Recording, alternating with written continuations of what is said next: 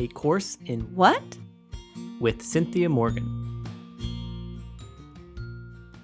Hey, course friends, welcome to A Course in What? I'm Cynthia Morgan, and this is a podcast in which I read and discuss the text of A Course in Miracles. And this is podcast episode 15. And I just want to say thanks again for joining me on this journey and listening to this podcast, and for the notes that I receive and the reviews on iTunes. All of that is really, really nice. So thank you. And I'm just going to jump right into reading where we left off. And we are on Chapter 2, The Separation and the Atonement, Section 4, Healing as Release from Fear. Basically, this entire section is talking about the healing that occurs in our mind and not denying the body, but recognizing that the body has no healing power in and of itself, which goes against really everything that we're taught, or as a hypnotherapist, I like to say, programmed or hypnotized to believe. So from this title, Healing as Release from Fear, we can see that healing will never increase fear, but rather healing will always release us or decrease our fear. And it's not talking about healing the body, although he does mention it in this section a little bit, but what this title means is that we heal our mind. We heal our mind of the belief in separation. We heal our mind of the ego thought system that tells us that the body is who we are and the world is real. So it's about healing the mind, releasing that from fear. Paragraph 1, sentence 1. Our emphasis is now on healing. Basically, Jesus is turning our attention to healing in this section. It doesn't mean that our emphasis for the rest of A Course in Miracles is on healing. It's just in this section. 2, the miracle is the means, the atonement is the principle, and healing is the result. So the miracle is the means. The miracle is that tool of shifting our perception from fear to love that lessens the guilt in our mind. And that's the means to accomplish the healing. When it says the atonement is the principle, you may remember that the atonement principle is love.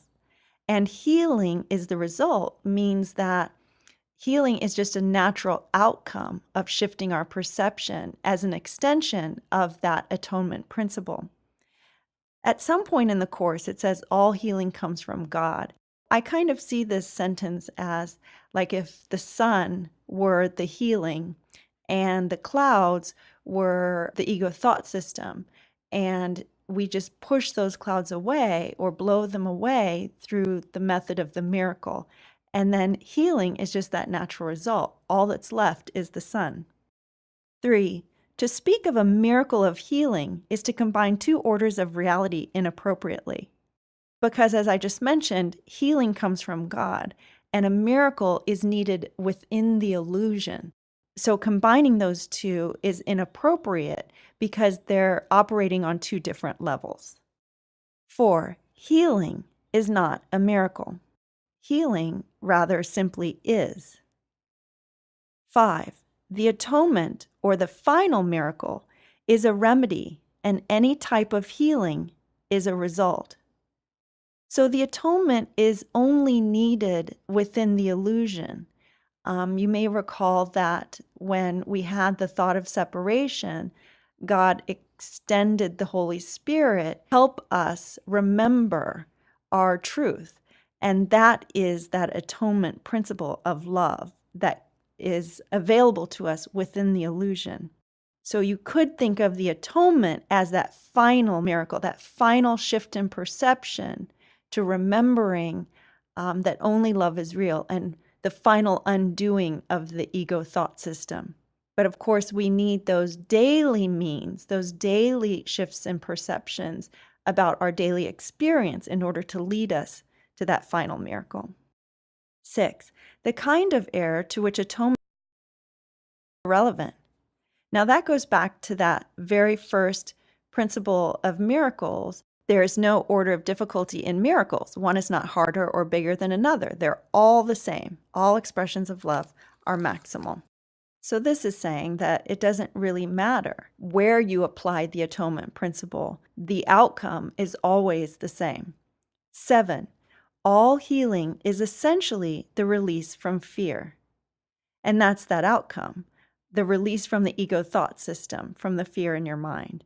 8, to undertake this, you cannot be fearful yourself. Now, that could mean to undertake this in order to have that final miracle. There can be no fear in our mind, but it also means on a daily level, when we shift our perception, we have to, on some level, be willing to let go of some fear in order to see another person as one with us, or to extend that forgiveness, or whatever that is. To undertake this, you cannot be fearful yourself. In order to even ask for the miracle, there has to be a little willingness to see something differently. And that little willingness is the undoing of some of that fear in your mind. 9, you do not understand healing because of your own fear. I believe that Jesus was speaking to Helen in this sentence. So basically, we are still caught in the perception of those clouds. We can't understand healing. We can't understand that sun that's shining until we begin to release that fear. Paragraph 2, a major step in the atonement plan is to undo error at all levels. So to undo error on the level of the mind and also on the level of where we think that we're at. 2, sickness or not right-mindedness is the result of level confusion because it always entails the belief that what is amiss on one level can adversely affect another. Jesus is going to talk in this next paragraph about how we confuse these two different levels, how we think that the mind doesn't affect the body, but yet the body, because we're so identified with it, has the power to affect our mind. And it's sort of like what we were talking about in the last episode with the questioner who had asked about giving up what she perceived as pleasure from drinking coffee, and the level confusion between changing that behavior on the level of the body and changing her mind about coffee. When it says here that sickness always entails the belief that what is amiss on one level, meaning the physical level, can adversely affect another, meaning the mind. So we confuse these levels and give the body the power in our mind to create and have power over us. And that's just another way of the ego usurping God's throne in our mind. 3, we have referred to miracles as the means of correcting level confusion, for all mistakes must be corrected at the level on which they occur. And that level is the level of the mind. So when we have a shift in perception, whether it's about something that's going on in our lives or conflict with another person or sickness in our body, when we shift our perception, we're correcting the level. We're going back to the true problem, which is in our mind, the source of that problem, and also where the true healing lies, which is in our mind. 4, only the mind is capable of error. So if you see the body and the world as simply effects, they just respond to what's in our mind, which is the cause with a capital C. So everything that's occurring in our lives, everything that happens in our body, everything that we see in the world is simply an effect of which teacher we're choosing. 5, the body can act wrongly only when it is responding to misthought. So I think I just covered that. 6, the body cannot create, and the belief that it can, a fundamental error, produces all physical symptoms. So that's the level confusion, the idea that the body can create. Even when you think of giving birth, like we think that we create life. And the Course is saying that, of course, all life comes from God, but we believe that we've created it.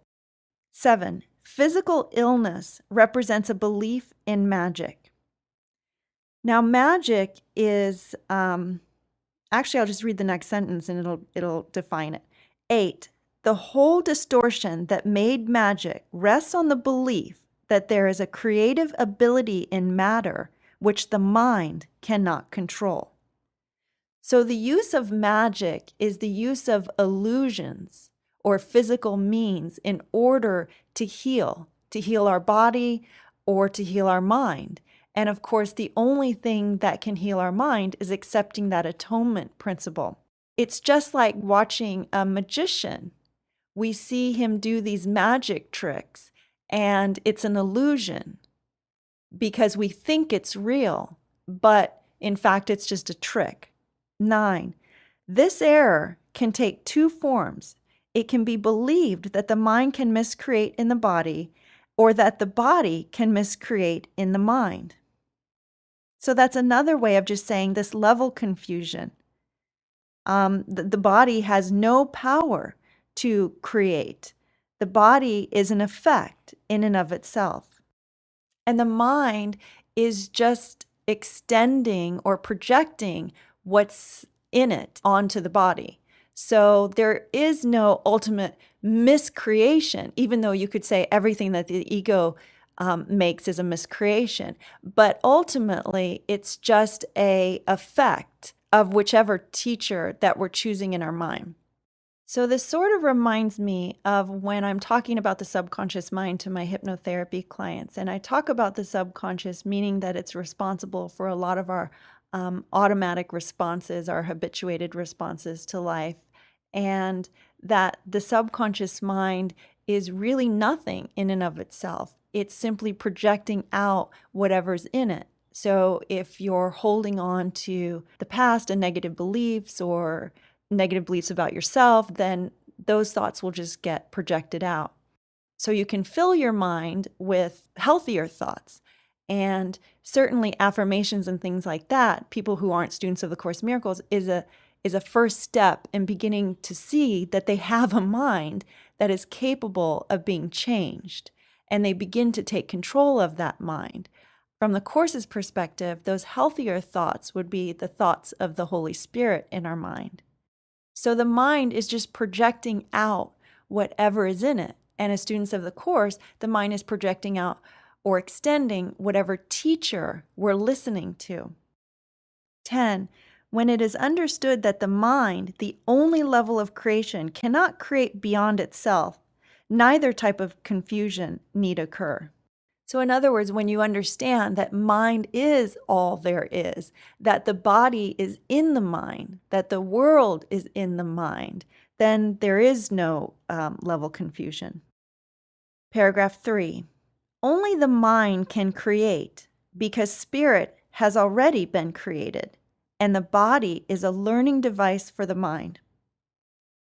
So this is very important. Actually, this paragraph is hugely important to students of A Course in Miracles because there is that level confusion that happens, as we talked about in the last episode. And here Jesus is going to address this level confusion about mind and body.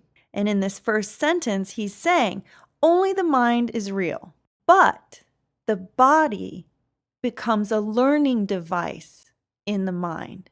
So because it's where you think you are, you need to begin to use the body as a learning device to healing your mind. That's that's the proper perception of the body now. 2, learning devices are not lessons in themselves. So the lesson is always the healing of the mind and forgiveness. So the body doesn't have anything to do with that principle. But he goes on to say in sentence 3, their purpose, meaning these learning devices, the body, is merely to facilitate learning. Though the body was made by the ego to keep us stuck in a dream world of separation, surrendered to the Holy Spirit, the right-minded perception of the body and the world is to see it as a learning device to facilitate our learning. And what are we learning? That there's really only one of us here, that only love is real. And we learn that through our body. And we learn that through looking and perceiving and interacting with other people's bodies, the bodies of animals as well. And I always include animals because they're sharing the planet with us too. They are facilitating learning as well. not just for themselves, but for us as well.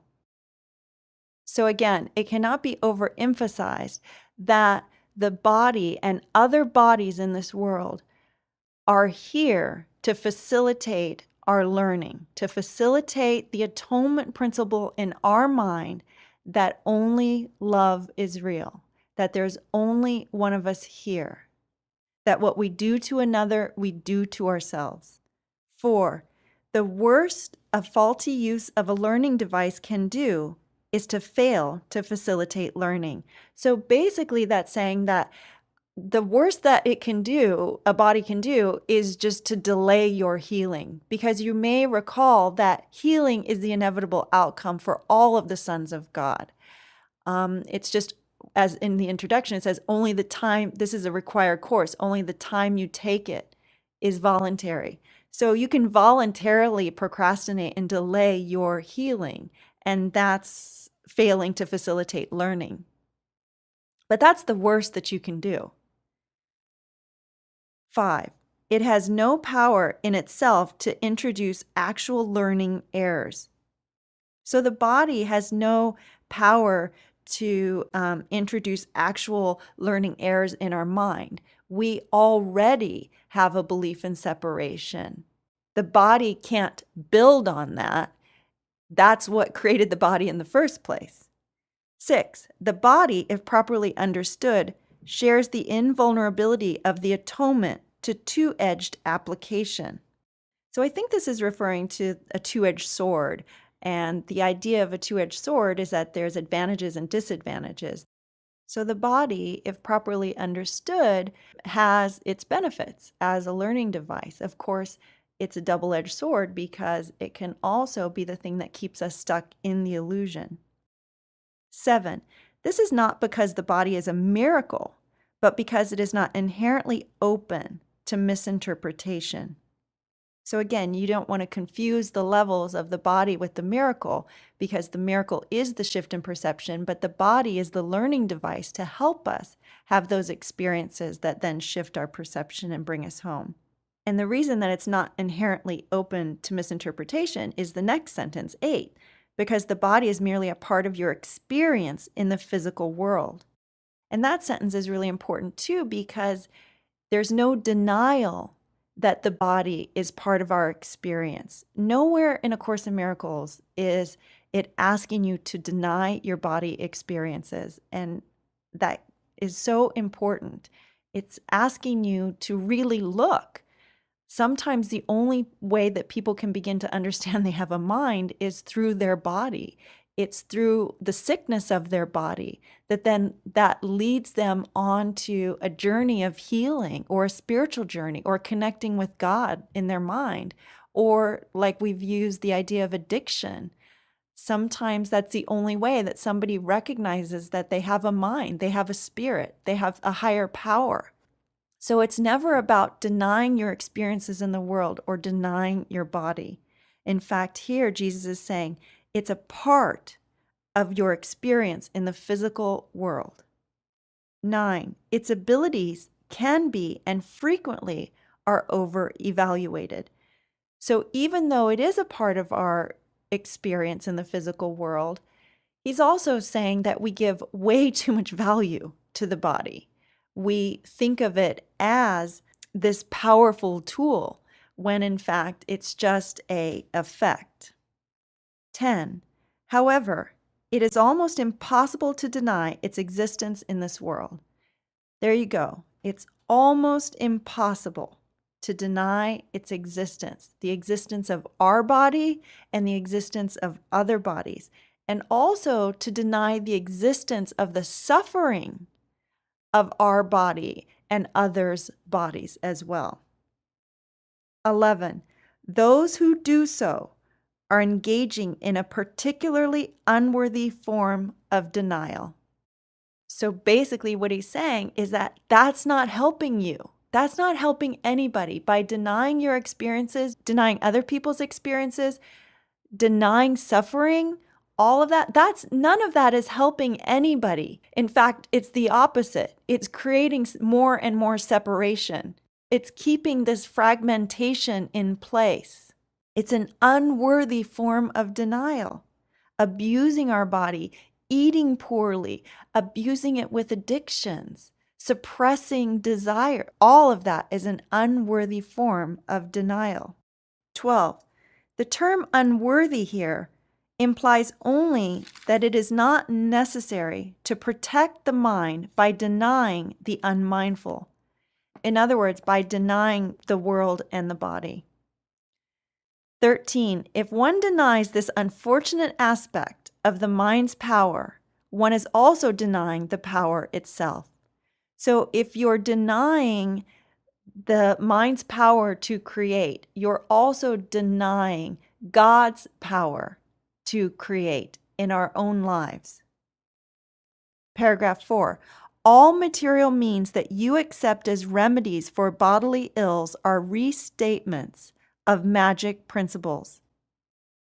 So all material means are all physical means that you accept as remedies for bodily ills are restatements of magic principles.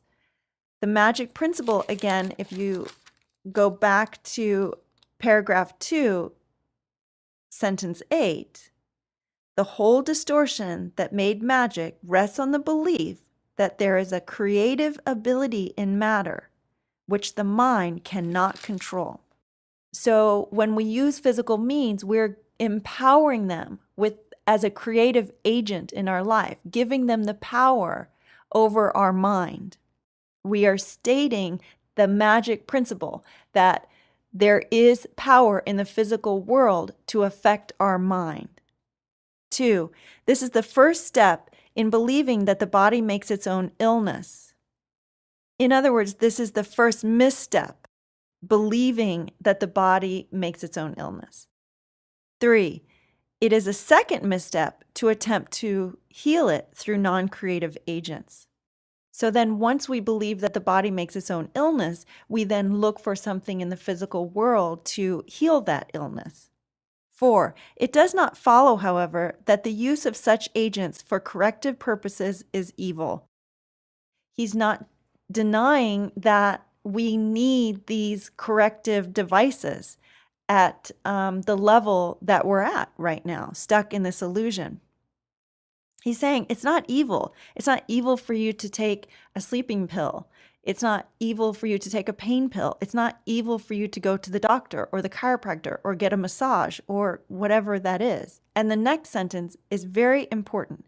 5, sometimes the illness has a sufficiently strong hold over the mind to render a person temporarily inaccessible to the atonement.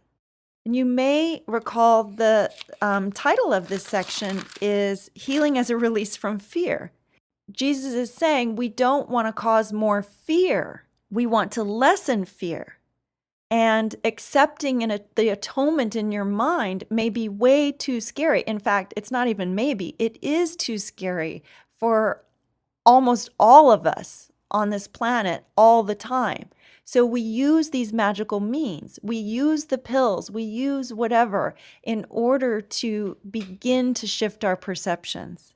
Because like I talked about in the last episode, with a heroin addict, you would first have him detox, put him through a detoxification process in order to then begin to maybe accept the atonement in his life. The illness has a strong hold over the mind at that point. And the reason that a person is temporarily inaccessible to the atonement is because the atonement is accessible to all of us, and it will be. That is the final miracle, the final outcome. But temporarily on our journey of healing and undoing that ego thought system and the guilt and fear in our mind, we need physical means.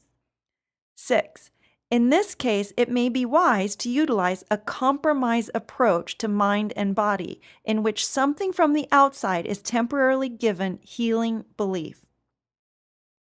So that compromise approach can be anything. Going to the doctor, it's that first sentence, all material means that you accept as remedies. So it's interesting because he starts off telling us in that first sentence, anything you accept as a remedy is just a restatement of the magic principle. But then he goes on to say, but you know what? You're not there yet. So go ahead and keep taking the pills that you need or going to the doctor or wherever you believe you are, but continue to shift your perception and recognize that the real problem is your belief in separation. So I had a neck injury, like a herniated disc in December, and actually that's what facilitated my, I was laid up for like 2, 3 weeks, and it took me about 4 months to recover, just flat on my back in bed, staring at the ceiling. And that's, as I was saying, that's what facilitated this idea to start this podcast and to get back to A Course in Miracles. And I think that that was part of the reason that I had the neck injury too, was to redirect me back to A Course in Miracles.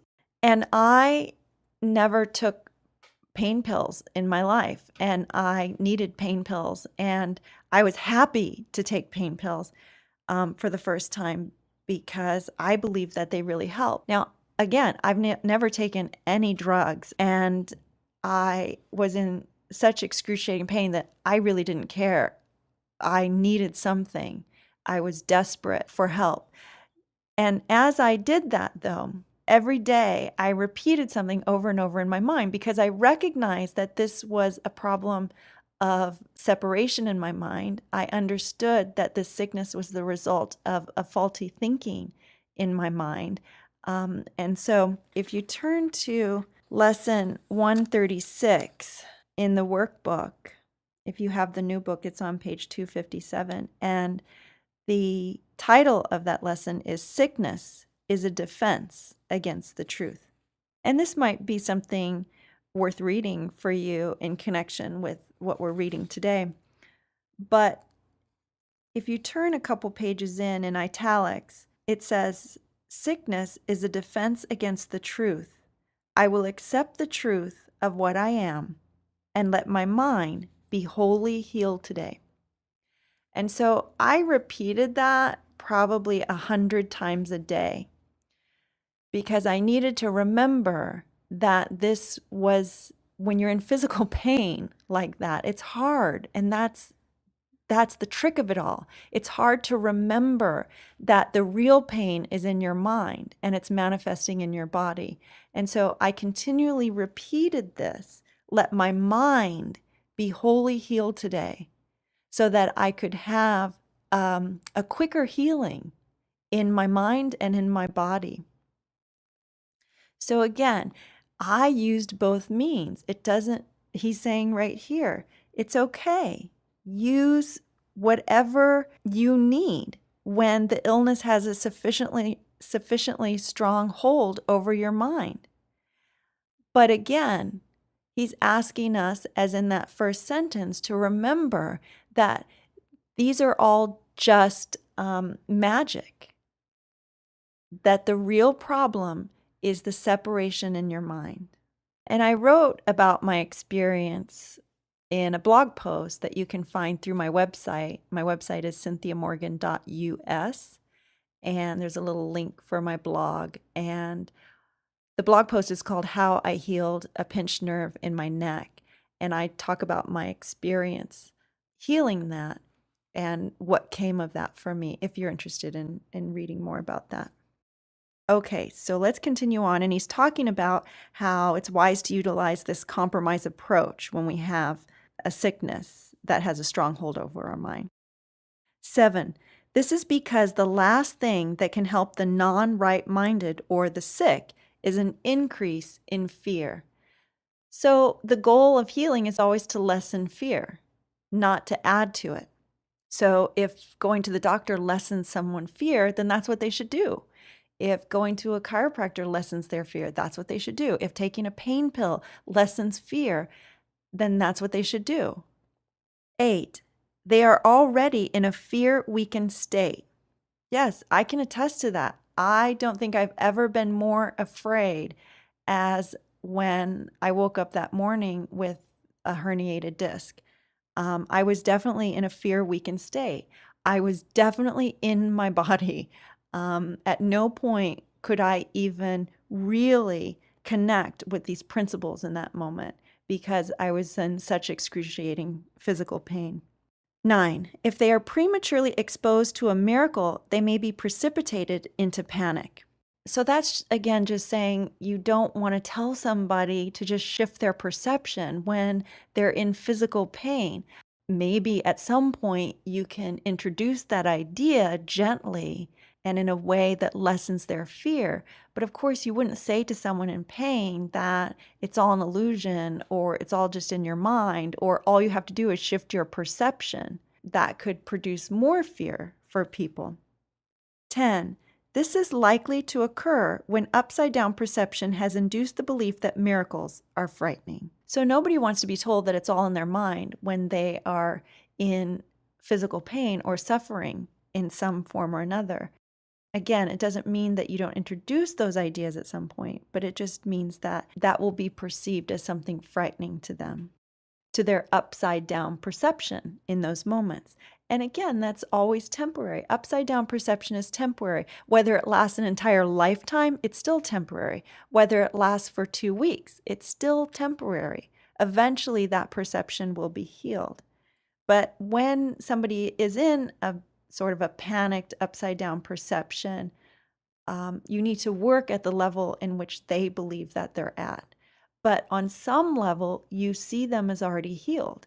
On some level, you recognize that that's not the truth about them. And that's how you can begin to contribute healing to the level of the mind, is that you don't buy into what they're buying into, even though you may help them on the level that they can receive that help. Paragraph 5. The value of the atonement does not lie in the manner in which it is expressed. So it doesn't matter how the form in which that atonement or principle of love is expressed to somebody. It doesn't matter whether you give them flowers. It doesn't matter whether it's a phone call. It doesn't matter whether somebody does surgery or does faith healing or prayer. The value of the atonement does not lie in the manner in which it is expressed, because all of those expressions, those forms are within the illusion. What matters is the principle behind the expression, and that principle is always love. 2. In fact, if it is used truly, it will inevitably be expressed in whatever way is most helpful to the receiver. Okay, I just talked about that. 3. This means that a miracle, to attain its full efficacy, must be expressed in a language that the recipient can understand without fear. We talked about that. 4. This does not necessarily mean that this is the highest level of communication of which he is capable. So again, we're just working on the level that he can understand. 5. It does mean, however, that it is the highest level of communication of which he is capable now.